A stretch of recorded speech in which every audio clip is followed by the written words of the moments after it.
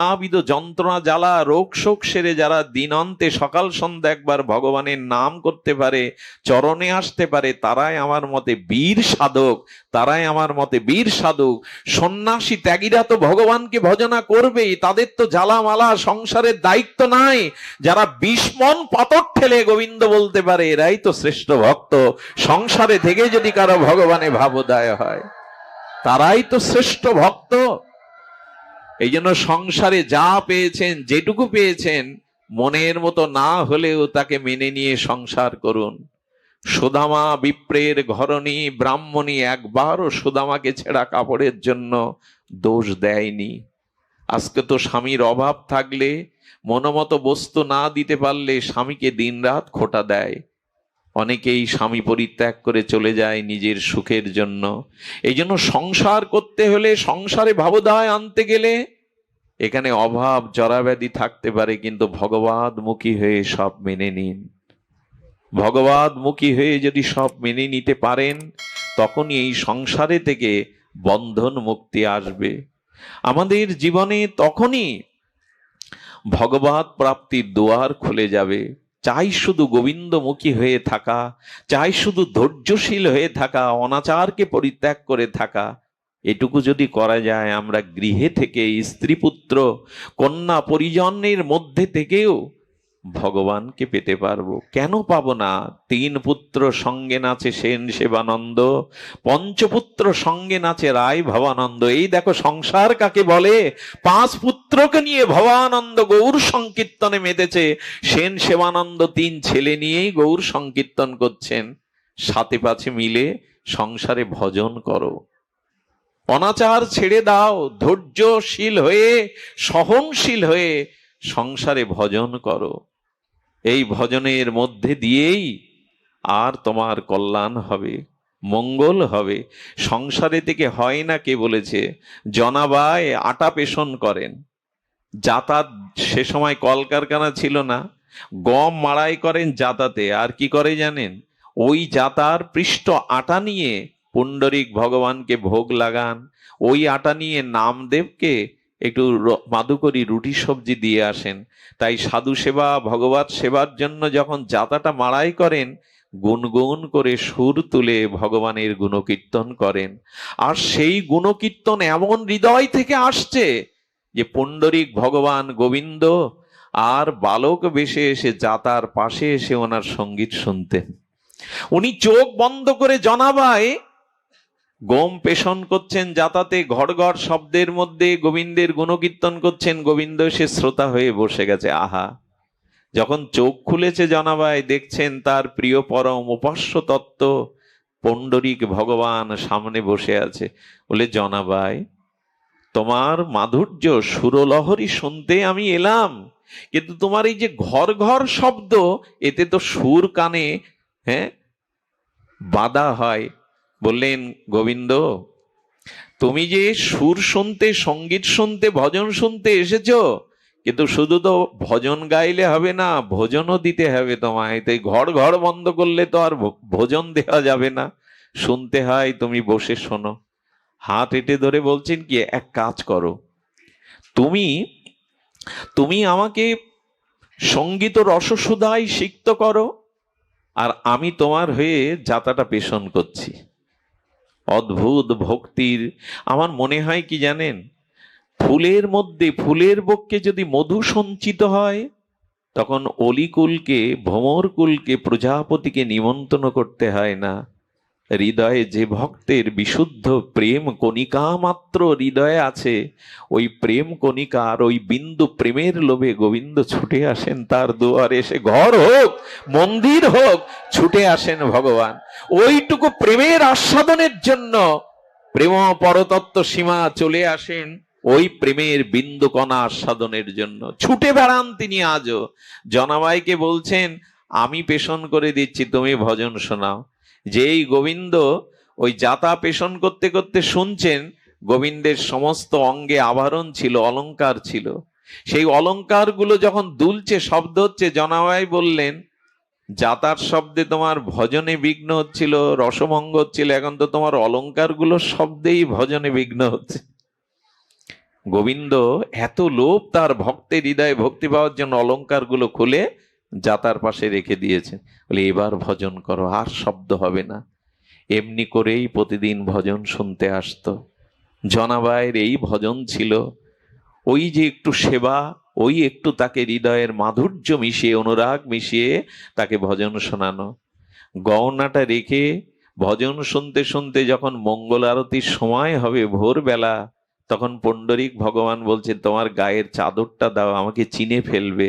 চাদরটাতে অঙ্গে ঢেকে শ্রীমন্দিরে চলে গেলেন। যেই মন্দিরে গিয়ে দাঁড়িয়েছেন তড়ি ঘড়িতে চাদরটা আর খুলতে, ভগবানের কি ভুল হয় চাদর খুলতে? ইচ্ছা করে এই চাদরটা গায়ে ঝুড়িয়ে দাঁড়িয়েছেন। নামদেব যখন মঙ্গল আরতি করতে যাবে বলছেন এই চাদরটা গায়ে কে পরালো? এই চাদর তো মন্দিরের নয়। হঠাৎ ওনার মনে পড়েছে, কারণ নামদেব প্রতিদিন নামদেবকে তো প্রসাদ দিতে আসতেন মাধুকরী জনাবাই। তো জনাবাইয়ের গায়েরই চাদর এখানে ওনার গায়ে উঠল কি করে? যেই চাদর দেখছেন, দেখতে দেখতে দেখছেন গোবিন্দ পুণ্ডরীক ভগবানের অঙ্গে কোনো অলংকার। উনি দ্রুত আরতি সমাপন করে মন্দিরের সবাইকে ডেকে বললেন সেবকদের, গোবিন্দের অলংকার চুরি হয়ে গেছে। আচ্ছা আপনারা আমায় বলুন তো, গোবিন্দর কি অলংকার আনতে ভুল হয়ে গেছিল? ভুল হয়নি। তিনি কৃপা করবেন বলে অলংকার রেখে চলে এসেছেন, তার ভুল হয় না। আসলে জনাবাইকে এই সংসারে আর তিনি রাখবেন না। ওই যে বললাম নিরোধ লীলায় চলে গেছেন। সেই জনাবাই বৈষ্ণব সেবা, ঠাকুরের সেবা আর তার ভজন করতে করতে গোবিন্দ এত আত্মসাৎ করে নিয়েছেন, আর রাখবে না। সবই তার নিরোধ লীলা। নিজ স্বরূপ ধামে তারে চিরদিনের মতো নিয়ে নেবেন। নামদেব তখন চিন্তা করছে জনাবাইয়ের চাদর গায়ে অথচ অলংকার নেই। সবাই তখন বলছেন এটা যদি জনাবাইয়ের গায়ের বস্ত্র হয়, জনাবাই চুরি করে নিয়ে গেছে, চলো তার আলয়ে, চলো তার গৃহে। জনাবাই, তোমার গায়ের চাদর পুণ্ডরীক ভগবানের গায়ে কে জড়িয়েছে? নীরব জনাবাই, কিছুই বলছেন না।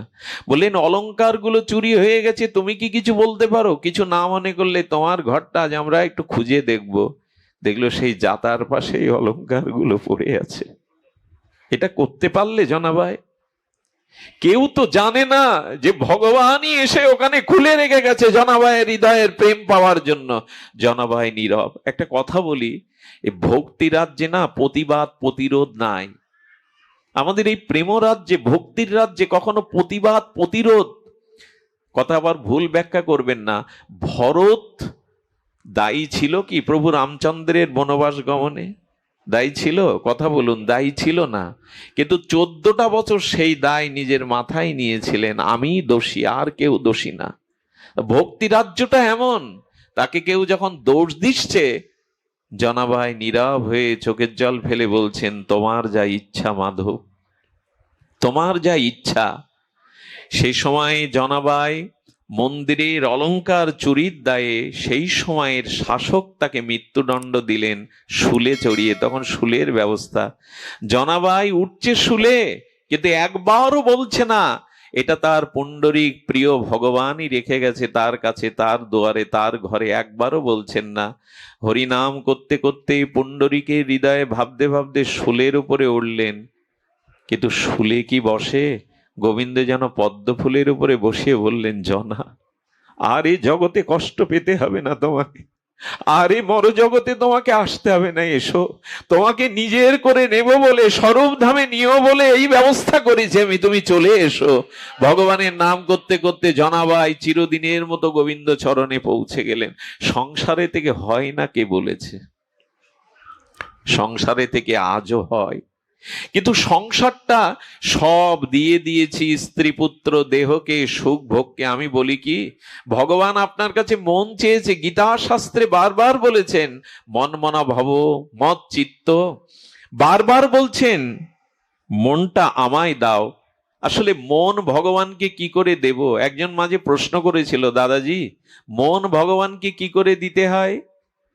প্রসঙ্গটা শুনেছিলাম এক মহাতের মুখে। আচ্ছা, আপনার কোনো দ্রব্য যদি আপনি বন্ধক রাখেন, তো প্রয়োজন সময়ে সেই বন্ধকি জিনিস সবসময় চাইলে পাবেন আপনি? আপনারই বস্তু, কিন্তু আপনি কারো কাছে বন্ধক রেখেছেন। সেই বস্তু কিন্তু আপনার প্রয়োজনে সবসময় আপনি পাবেন না। আমাদের দশাও তাই। আমাদের বললে একটু ভুল হলো, আমার মতো জীবের দশা তাই, যে মনটুকু গোবিন্দ তার চরণে তার ভজনে দেওয়ার জন্য দিয়েছিল, সেই মনটা স্ত্রী পুত্র কুটুম্বতে বন্ধক দিয়ে দিয়েছি তাদের কাছে। মন যদি বন্ধকই দেওয়া থাকে তো গোবিন্দকে দেব কি করে? গোবিন্দ বলছেন, এবার বন্ধকটা ছাড়িয়ে মনটা আমায় দিতে শেখো। যদি সংসারে থেকে মন আমায় দিতে পারো, ওইখান থেকেই তুমি মুক্ত হতে পারবে, ওইখান থেকে বাসনা মুক্ত হয়ে তুমি সব ফিরে পেয়ে আসতে পারবে। সবই হয়। আমাদের নামদেবের কথা বলি, সেই প্রসঙ্গ যখন উঠল, নামদেব প্রতিদিন পুণ্ডরীক ভগবানের কাছে গিয়ে বলতো, আমি আর মা তোমার জন্য প্রসাদ নিবেদন করে কত অপেক্ষা করি, একদিন যেতে পারো না?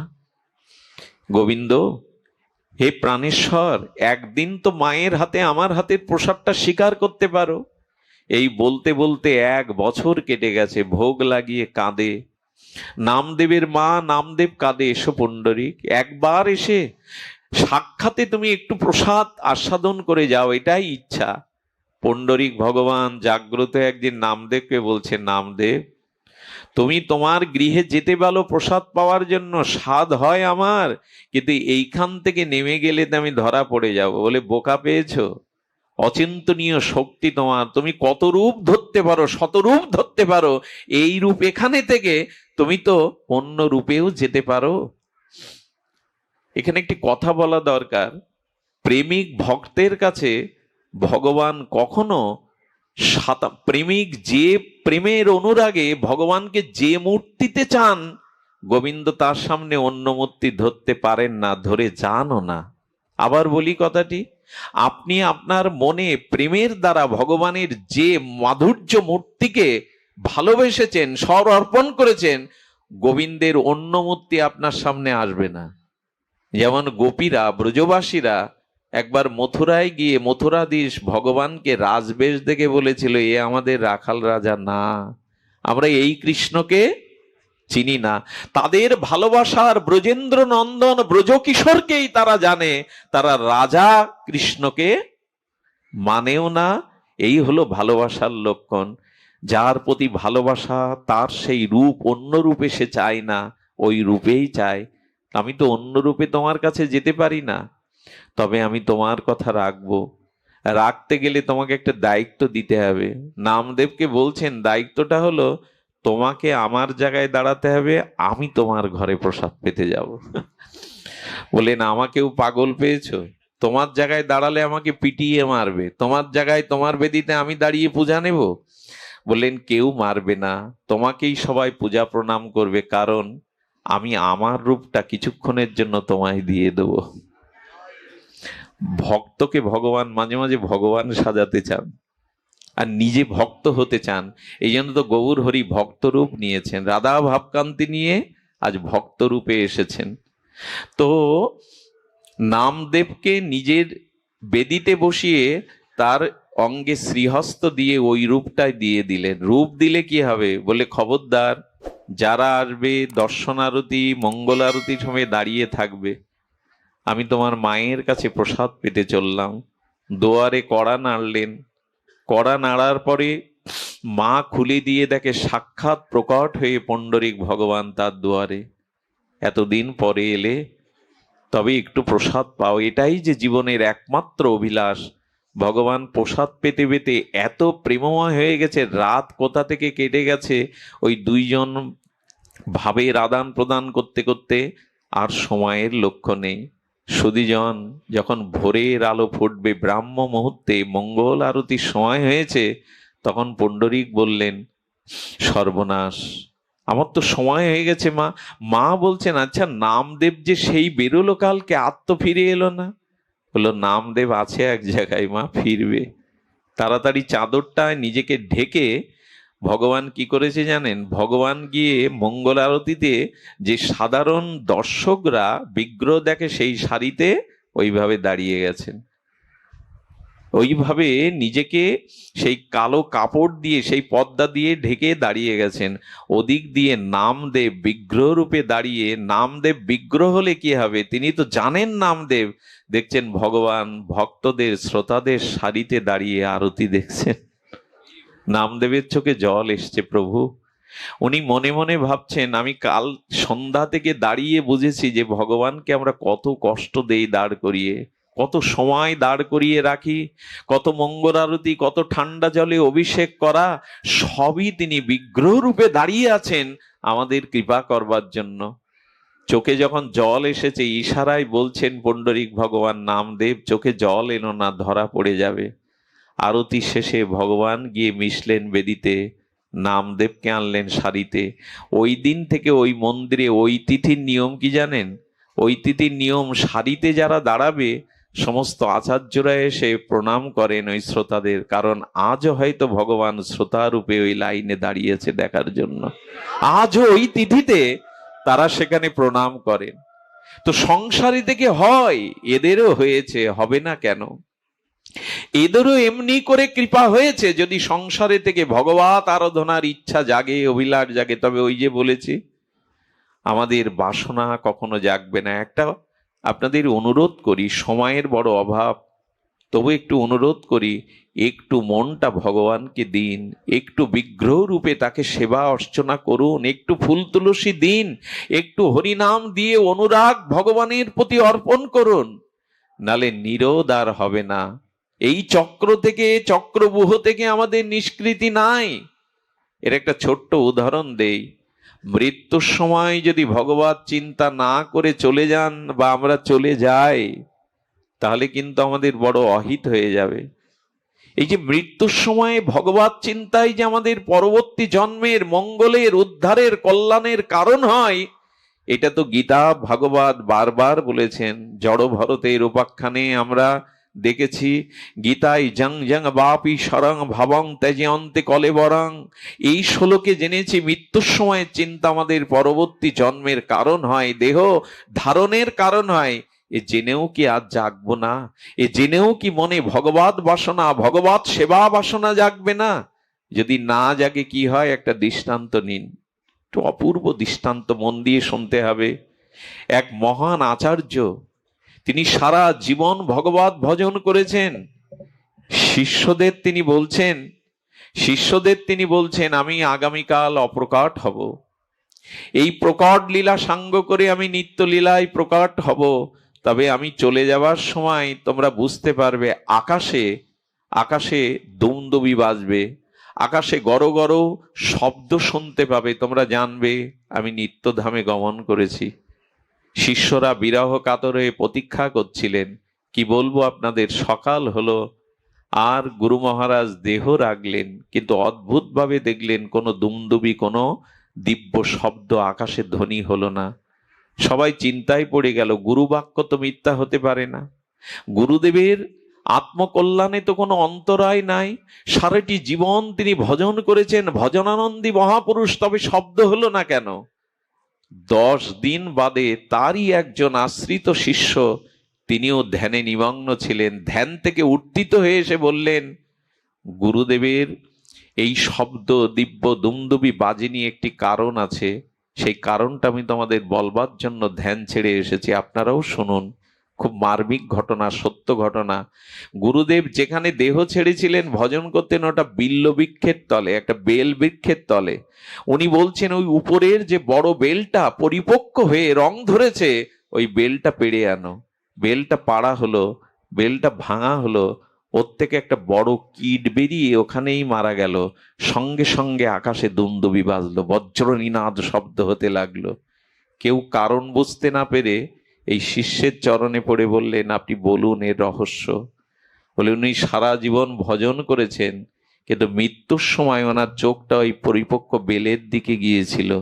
ওই বেলের ভাবনাটা মৃত্যুর পূর্ব মুহূর্তে আসাতে উনি ওই কীট হয়ে বেলের মধ্যেই 10টা দিন কাটালেন। কিন্তু যেহেতু ভজন করেছেন, নিজের উদ্ধার করেছেন, তাই বেলটা ভাঙার সাথে সাথে, কীটটা পতন হওয়ার সাথে সাথে ওনার আত্মা, দিব্য আত্মা নিত্য ধামে গমন করলো। তাই আজ শব্দ হচ্ছে, তাই আজ নিনাদ হচ্ছে। আচ্ছা, এই ঘটনায় আমাদের উপলব্ধি কি হতে পারে বলুন তো? সারা জীবন ভগবত ভজন করে যদি বেলের চিন্তায় কীট হয়ে বেল আস্বাদনে থাকতে হয় 10 দিন, মৃত্যুর সময় আমাদের কি চিন্তা আসবে, আমাদের কি গতি হবে? এই জন্য অনুরোধ করব, এই সংসারে থেকেও ভগবত স্মরণ করুন। মনেরও স্মরণ প্রাণ। যদি মনে ভগবত স্মরণ না থাকে, তখন কিন্তু কাম ক্রোধ শৃগাল কুকুর যেমন মৃত লাশকে কবলিত করে ওদের মাংসগুলো সবটাকে ছিঁড়ে ছিঁড়ে খায়, তেমনি যার হৃদয়ে ভগবত স্মরণ নেই, তার প্রাণই নেই, তার অস্তিত্ব নেই, তাকে দিনরাত কাম ক্রোধ ছিঁড়ে ছিঁড়ে খাচ্ছে। এর থেকে বেরিয়ে আসুন, এর থেকে নিরোধে আসুন। আর সেটা একমাত্র উপায় ভগবত ভজন। ভগবত ভজন ব্যতীত আমাদের অন্য কোনো উপায় নাই। আমি যে শ্লোকটি উচ্চারণ করেছিলাম শুনুন তাহলে। এখানে বলা হয়েছে সায়ং ব্যাপ্তা স্থাপনশ্চ মূর্তায় দ্বিবিধা মতা। আচার্য বললেন ভগবানের মূর্তি, ভগবানের বিগ্রহ 2 প্রকার। ভগবানের বিগ্রহ, এটি বলেই আমরা বিশ্রাম রাখবো। মূর্তয় দ্বিবিধা মতা। আচার্য মহাজন শাস্ত্র বলছেন ভগবানের মূর্তি 2 প্রকার। এক স্বয়ং ব্যাপ্ত, স্বয়ং প্রকৃত, আর স্থাপিত বা প্রতিষ্ঠিত। ধ্যান দিয়ে শুনুন। এক হলো স্বয়ং ব্যাপ্ত, ভগবান যখন কৃষ্ণ রূপে, রঘুপতি রাম রূপে, গৌর রূপে অপ্রকাট অপ্রপঞ্চ থেকে প্রপঞ্চে প্রকট হন, একে বলে কি বিগ্রহ? স্বয়ং ব্যপ্ত, স্বয়ং প্রকাশ। আরেকটি হলো প্রতিষ্ঠিত, স্থাপিত। এই যেমন মন্দিরে ভগবানের বিগ্রহ স্থাপিত করে প্রতিষ্ঠিত করা হয়েছে, চক্ষুদান প্রাণ প্রতিষ্ঠা করা হয়েছে। এই 2 ভাব ভগবানের 2 ভাবে প্রকাশ। আচ্ছা, স্বয়ং কৃষ্ণকে, স্বয়ং ভগবানকে, সচ্চিদানন্দকে, ব্যাপ্ত মূর্ত প্রকাশকে যেভাবে মানি, বিগ্রহকে সেই দৃষ্টিতে মানি? আমি আপনাদের কাছে জিজ্ঞাসা রাখছি, ভগবান 2 ভাবে প্রকট হয়েছেন, এক স্থাপিত প্রতিষ্ঠিত, আর এক স্বয়ং ব্যপ্ত স্বয়ং প্রকাশিত মূর্তি রূপে। যারা ভগবানের বিগ্রহে আর স্বয়ং ভগবানে ভেদ দেখে, এরা পাষণ্ড হয়ে যায়। যারা সাক্ষাৎ প্রতিষ্ঠিত, প্রাণ প্রতিষ্ঠিত, সেবা অর্চিত বিগ্রহকে আর স্বয়ং ভগবানকে ভেদ দেখে, এরা অপরাধী হয়, পাষণ্ড হয়। তুলসীকে সাধারণ বৃক্ষ ভাবলে পাষণ্ড হয়ে যেতে হয়, চরণামৃতেতে জল বুদ্ধি করলে পাষণ্ড হয়ে যেতে হয়, ভগবানের নামে অক্ষর বা শব্দ মনে করলে পাষণ্ড হয়ে যেতে হয়, সাধুকে, বৈষ্ণবকে, ভক্তকে জাতি বুদ্ধি বিচার করলে পাষণ্ড হয়ে যেতে হয়, ভগবানের শ্রী বিগ্রহকে আর স্বয়ং ভগবানকে ভিন্ন মনে করলে সে পাষণ্ড রূপ নেয়। এই জন্য অনুরোধ করব, ঘরে ঘরে যে নিতাই গৌর রেখেছেন, ঘরে ঘরে যে রাধা মাধব রেখেছেন, একে সাক্ষাৎ স্বয়ং ভগবান রূপে আপনার রুচি, অভিরুচি, শ্রদ্ধা, ভক্তি, সেবা আনুন। তাহলেই গৃহে থেকে ভগবানকে পাওয়া যাবে। কত দুঃখের বিষয় জানেন, কষ্টের বিষয় জানেন? মানুষ বাজারে আসে, নিজেদের জন্য কত কিছু ক্রয় করে, অর্থাৎ শীতে ভগবানের জন্য একটা বস্ত্র জোটে না। এই তাপদাহ গরমের দিনে ভগবানের ওখানে কোনো পাখার ব্যবস্থা নেই, বাতাসের ব্যবস্থা নেই। এ কি স্বয়ং ভগবান রূপে গৃহে রেখেছেন তাকে? রাখতে হয়, যদি দায় সারা গোছের রাখেন, তাহলে গৃহে গৃহীদের কর্তব্য কি? শ্রীকৃষ্ণ অর্চন, বৈষ্ণব সেবন আর নিত্য নিরন্তর হরিনাম সংকীর্তন। এটা মহাপ্রভুর মন অনুমোদিত, এটাই আদেশ। যদি গৃহে হয়ে থাকো, গৃহে থেকেই ভগবান পেতে চাও, নিরোধ লীলাতে নিজের মুক্তি চাও, তবে গৃহে বিগ্রহ সেবা করো, গৃহে হরিনাম সময় পেলেই মালা নিয়ে বসো, আর মাঝে মাঝে বৈষ্ণব সেবা দাও। এটাই মহাপ্রভুর নির্দেশ। গৌড়ীয় বৈষ্ণবের এটাই হলো কৃষ্ণ প্রাপ্তির, ভক্তি প্রাপ্তির, সংসার মুক্তির, নিরোধের উপায়। কিন্তু করি কই আমরা? কিছু অপরাধ নেবেন না, ঘরের কোণে এক কোণে পড়ে রয়েছে অবহেলায়। বিগ্রহ রাখতে হয়, রাখা না, অষ্টা বিগ্রহ না, প্রাণ প্রতিষ্ঠা করা না, তার অভিষেক কিছুই করা না। এই বিগ্রহকে সাক্ষাৎ রূপে জানিয়েছেন আমাদের গোস্বামীগণ। আমি তার ছোট্ট একটি কথা আপনাদের একটু আস্বাদন করাই, অবাক হতে হয়। রূপ গোস্বামী মনে মনে ধ্যান করছেন অন্তর্লীলায়, এই রসাচার্য জগৎগুরু এই রূপানুগা ভজনের যিনি ভজন নিরন্তর করে চলেছেন, হঠাৎ তার নয়ন মনে গোবিন্দ মূর্তি, কিশোর মূর্তি ভেসে এলো। চোখ খুলেই দেখে একটা গাভী মা দাঁড়িয়ে। গাভীটাকে যেন রূপ গোস্বামীকে বলছেন, তুমি আমার পেছনে এসো। একটা টিলার উপরে উঠলেন গাভী মা। টিলার উপরে উঠে ধীরে ধীরে স্তন থেকে, গাভীর স্তন থেকে, বাট থেকে বিনা কোনো উদ্যোগে ধীরে ধীরে দুগ্ধের স্রোত বইছে। রূপ গোস্বামী এই অলৌকিক দৃশ্য দেখে গাভীমার পাশে গিয়ে দেখেন গাভীমা দুধ ঢালছেন বিগ্রহের উপরে। এই বৃন্দাবনে প্রকট বিগ্রহ, ইনি হলেন গোবিন্দজি, রূপ গোস্বামীর গোবিন্দজি। এই গোবিন্দজি নিজেই প্রকট হয়েছেন। বৃন্দাবনের 7টি বিগ্রহ নিজে নিজেই প্রকট হয়েছেন, কেউ রূপ দেয়নি, কেউ মূর্তি গড়েনি। সেই 7টি বিগ্রহ মদন মোহন, গোপীনাথ, গোবিন্দজি এবং আমাদের বাকি বিহারী, রাধা রমন, এগুলি নিজে নিজেই প্রকট হয়েছেন, কেউ প্রকট করেনি। এগুলো অদ্ভুত লাগে। ভগবান বিগ্রহ স্বরূপে, বিগ্রহ রূপে, অষ্টাবিগ্রহ রূপে প্রকট হলেন।